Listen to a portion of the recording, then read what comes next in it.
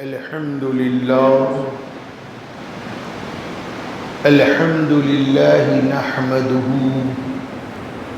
ونصلي على رسوله الكريم أما بعد فأعوذ بالله من الشيطان الرجيم بسم الله الرحمن الرحيم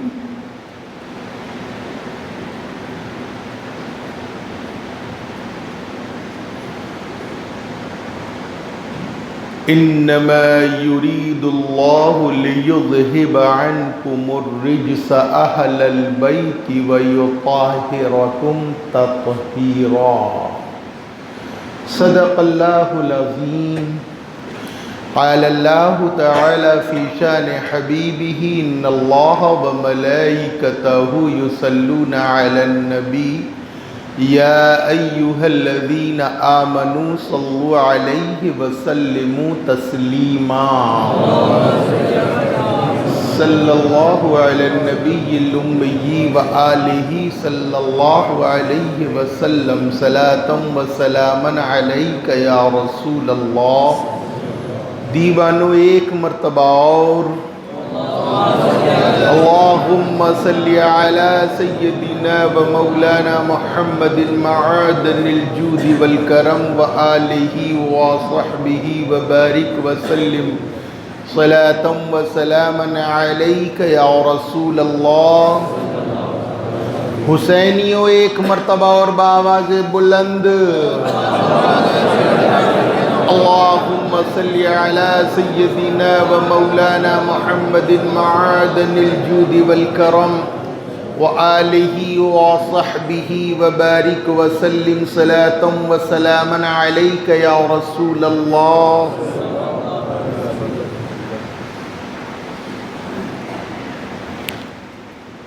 سر تابہ قدم تنے سلطان زمن پھول لب پھول دہن پھول زقن پھول.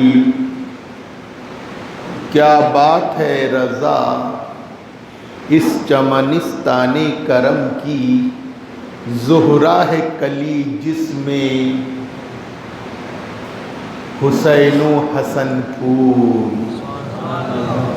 اور تیری نسل پاک میں ہے بچہ بچہ نور کا. تو ہے عین نور تیرا سب گھرانہ نور کا. میں نے جو آیت کریمہ تلاوت کی اللہ عز و جل ارشاد فرماتا ہے انما یرید اللہ لیذہب عنکم الرجس اہل البیت ویطہرکم تطہیرا. اللہ کی مرضی یہ ہے اے میرے محبوب اے میرے پیارے تیرے جو گھر والے ہیں ان سے ناپاکی کو دور کر دے, ان سے برائیوں کو گناہوں کو دور کر دے اور انہیں پاک اور صاف ستھرا کر دے جیسا کہ پاک رکھنے کا حق ہے. اللہ نے نبی کے گھر والوں کو پاک کہا ہے. کیا کہا ہے؟ پاک. وہ گناہوں سے پاک ہیں. اب وہ گناہوں سے ایسے پاک ہیں جیسا کہ انبیاء علیہم السلام جو کہ معصوم عن الخطا ہیں. معصوم کے معنی ہوتے ہیں جن سے گناہ ہو ہی نہیں سکتا. گناہ کا صدور انبیاء علیہم الصلاۃ والتسلیم کی ذات پاک میں بالکل بھی نہیں ہے. وہ گناہوں سے پاک ہیں لیکن جو اہل بیت ہیں جو نبی کے گھر والے ہیں وہ ان سے گناہ تو ہو سکتا ہے, ان سے گناہ تو ہو سکتا ہے لیکن وہ گناہ ہوتا نہیں، اس لیے کہ یہ لوگ محفوظ ہیں اور یہ حفاظت رب نے عطا فرمائی ہے۔ اللہ نے نبی کے گھر والوں کو پاک کر دیا۔ اب نبی کے گھر والے کون ہیں؟ حضرات محترم، بد نصیبی سے اس میں 3 گروہ پیدا ہو گئے۔ ایک گروہ ہے رافضیوں کا، جو کہ جن کو ہم شیعہ کہتے ہیں، وہ نبی کے گھر والوں کو صرف اور صرف حضرت علی، حضرت بی بی فاطمہ، حضرت امام حسن اور حسین رضی اللہ تعالیٰ عنہم کو ہی مانتے ہیں، اور سرکار کی بیویاں، ہماری مائیں امہات المومنین کو وہ نبی کے گھر والے اہل بیت نہیں مانتے۔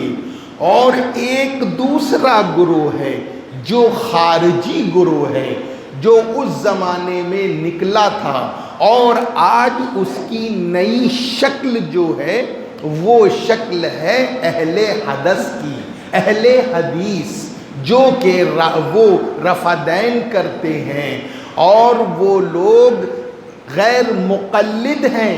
یہ بھی خوارج کا ایک نئی شکل ہے۔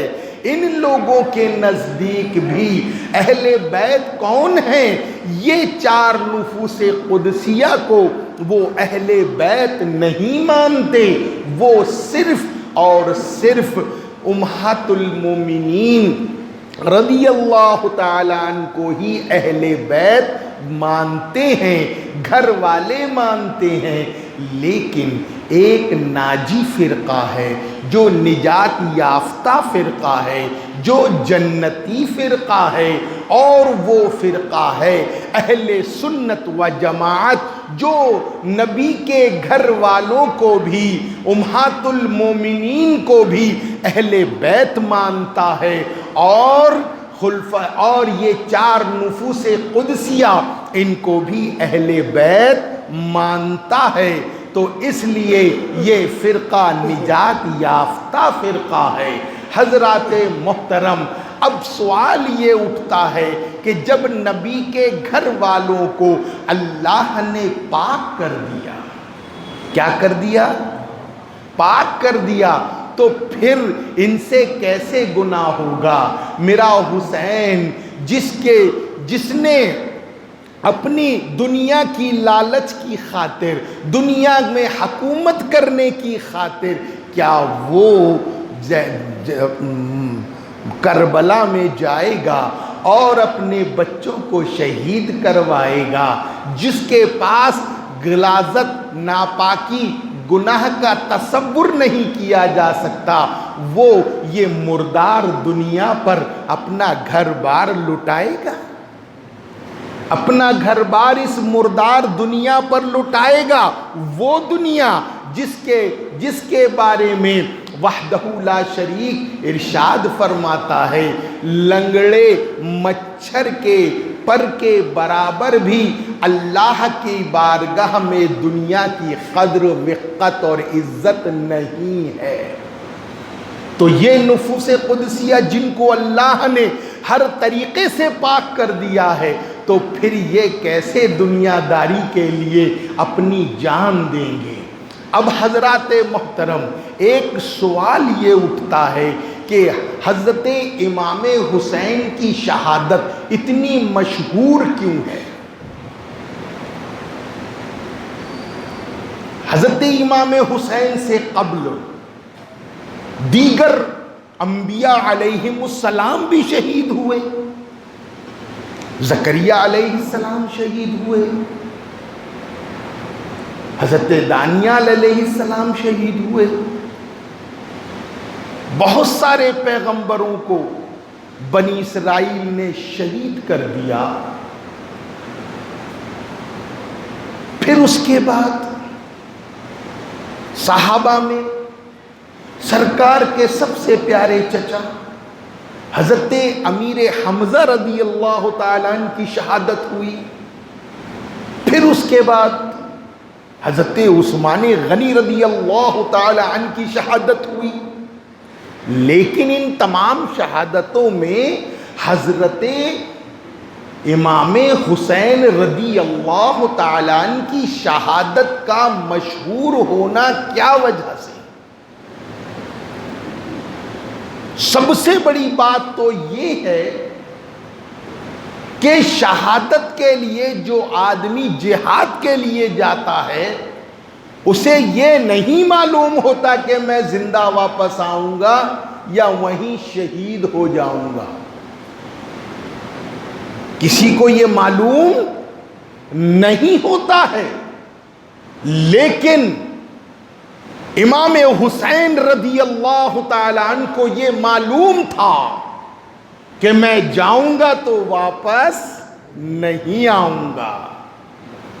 ان کو اپنی شہادت کا بھی علم تھا اور انہیں یہ بھی معلوم تھا کہ میرا لاشا یہاں تڑپے گا، میرے خیمے یہاں لگیں گے، میرے اونٹ یہاں بیٹھیں گے، یہاں تک کہ ہمارے امام کو خبر تھی، جب امام کو یہ معلوم تھا کہ کرب و بلا کی دھرتی پر، زمین پر میں جاؤں گا، میں زندہ واپس نہیں آؤں گا، وہ شخص حکومت کی لالچ کیسی کر سکتا ہے؟ کر سکتا ہے حکومت کی لالچ؟ حکومت کی لالچ وہی کرے جو جنگ کرنے کے بعد زندہ بچے گا۔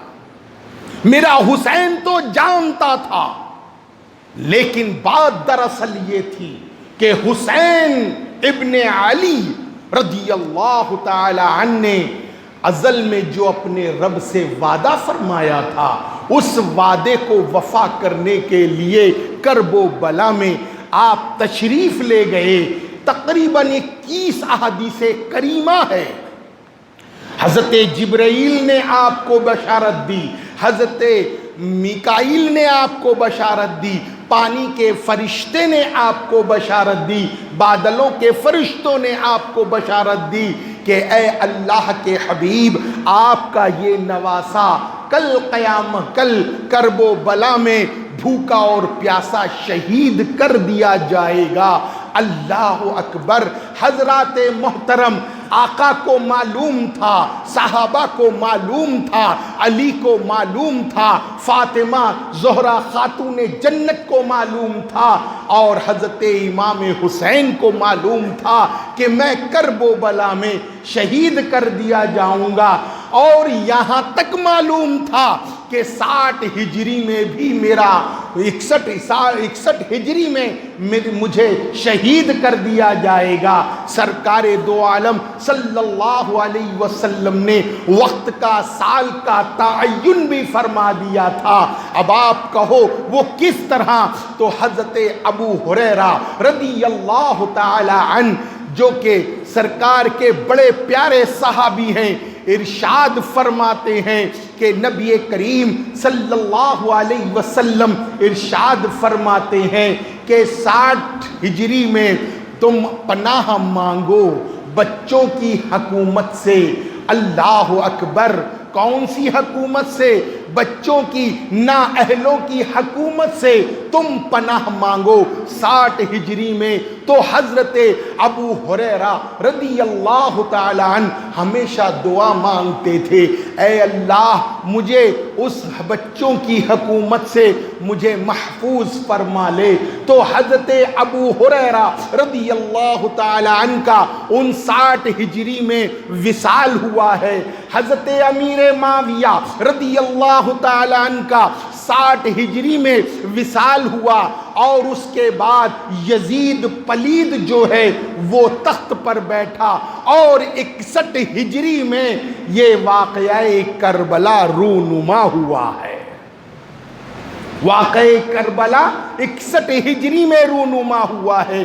یہاں تک کہ اللہ کے رسول نے بتا دیا تھا، میرے حسین کو بھی معلوم تھا کہ خان کربلا میں شہید کر دیا جاؤں گا، لیکن سوال یہ اٹھتا ہے کہ نبی کریم صلی اللہ علیہ وسلم نے کیوں دعا نہ مانگی اے اللہ میرے حسین سے یہ امتحان نہ لے؟ اس کی وجہ جانتے ہو؟ اس کی وجہ یہ ہے کہ اللہ عز و جل نے قرآن مجید فرقان الحمید میں ارشاد فرمایا ہے انعم اللہ علیہم، اللہ کا انعام ہے کن پر؟